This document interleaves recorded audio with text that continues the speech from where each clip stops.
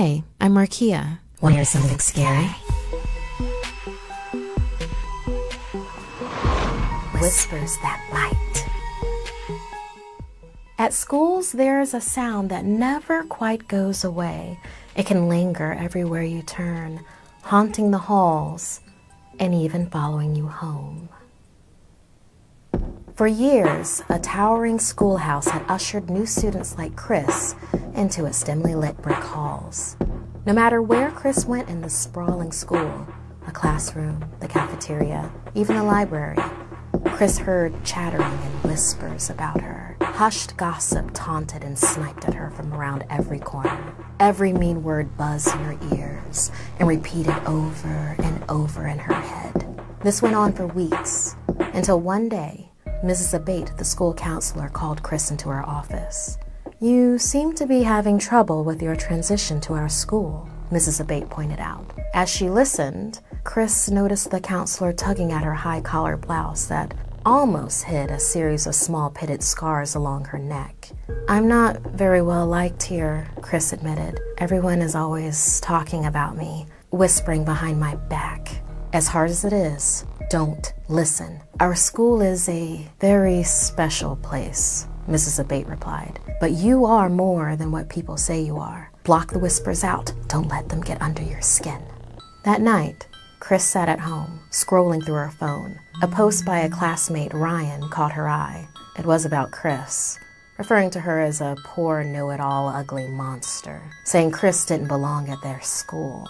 Poor, know-it-all, ugly monster. For a stunned moment, Chris sat in the shame of those words. They hissed and lingered with her, just like the whispers she heard in school.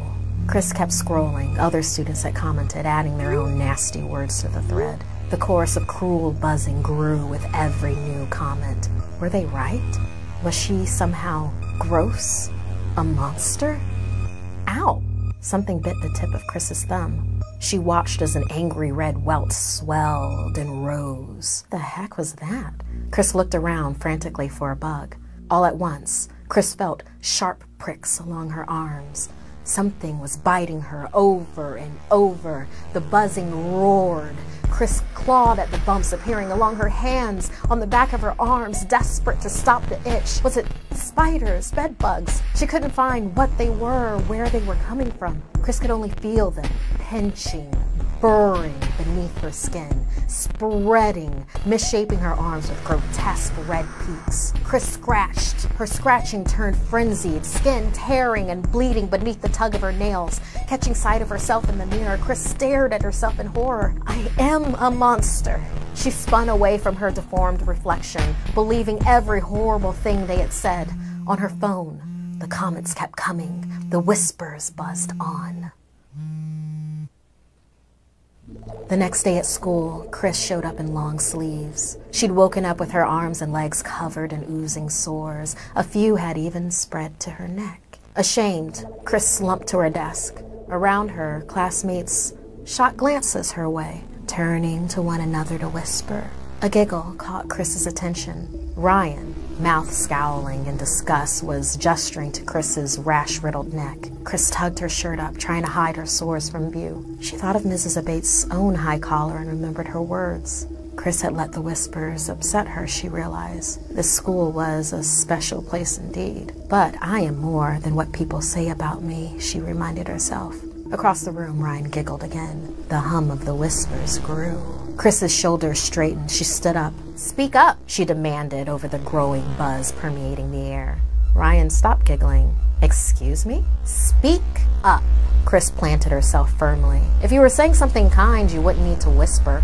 For a moment, the buzzing faltered. "Why do you need to hide your face behind a computer screen?" The class, ooh, looking at the two. Ryan paled as gossip started buzzing around her. Suddenly crying out, something bit her mouth. A red bump growing on her face, then another, spreading. The buzz growing stronger this time. Then all around Ryan, classmates turned to one another, exchanging whispers all about Ryan. Within the mania of the gossip, it didn't stop there. They also turned on one another, tearing into each other with words. And Chris could see what was happening to them, could see them scratching at bumps like hers. They began to peel and pop on their skin. They growled and snapped at each other, getting nastier and spitting insults like daggers. The buzzing swelled to a deafening cacophony. Ryan turned her eyes back on Chris. You're doing this. You're infecting us. No, Chris commanded over the clamor. We've infected ourselves. The Whispers don't care. They'll attack any of us. I'm not a monster, and neither are you. No one here is. The buzzing dipped. Softer now. We can't keep allowing other people's words to make us one. The last vengeful buzz died. Though the Whispers had died down for now, everyone noticed that a few pitted scars remained on their skin. They each had been marked by each other's words of cruelty and would carry those marks for years to come. They were a reminder that the Whispers would always be there and that Whispers can bite.